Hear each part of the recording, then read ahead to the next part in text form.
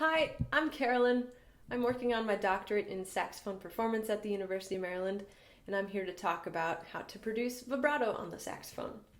It's a very useful tool that can add a lot of expression to your playing. To start, I wanted to clear up any confusion. Saxophonists actually produce vibrato differently than our friends on the flute and oboe. Flutists and oboists produce it by pulsating the speed of their air, as well as by manipulating the shape of their throats to some extent. As saxophonists, we produce vibrato by actually moving our jaws down and up. So when I do this, I like to think of the word va. Va, va, va, va, va, va, va, va.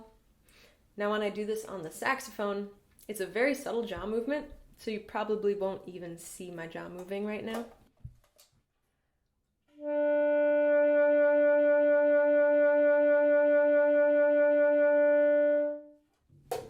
So to practice this, there's an exercise that I like to use. Set your metronome to 60 to 88 beats per minute and choose a note on your horn somewhere in the middle register. So I'm going to start at 80 beats per minute. I'm going to be playing on just my middle B. So holding out whatever note you've chosen and with the metronome on, give it 2 pulses per beat of vibrato. So it's going to sound like eighth notes essentially.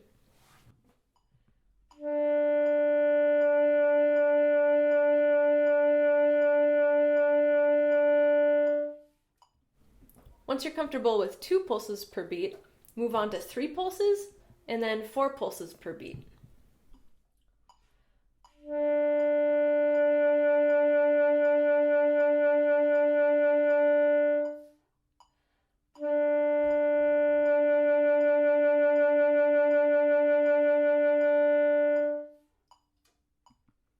Alright, once you're comfortable with playing one type of subdivision at a time, then practice going between the different subdivisions all in one breath.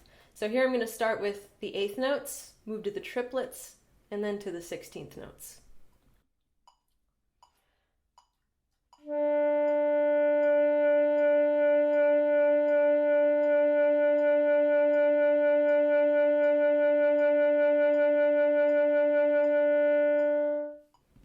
Expand this exercise by practicing it in different ranges of the horn as well as at different tempos.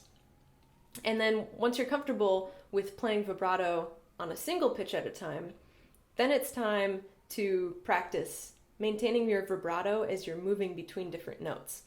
A good way to practice this is just to play with vibrato as you're going up and down a scale.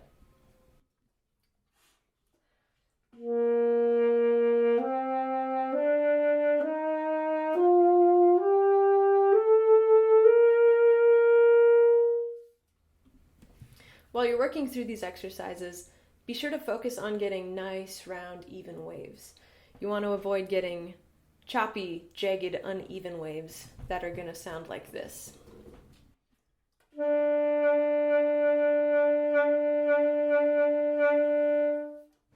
You don't want that for obvious reasons. And finally, a couple things to remember about saxophone vibrato. First, saxophone vibrato is kind of like a spice. You don't want to put it on every single note, otherwise it's going to start getting old. So if you're adding vibrato to a solo piece that you're playing, you can actually go through and pick out which specific notes you want to add the vibrato to. Actually think ahead to which notes it'll sound good on. The other thing to remember is that vibrato is best reserved for solo playing, at least for saxophonists. Because if you think, if you're playing in band and your entire saxophone section is playing together with vibrato, it's going to start to sound a little crazy.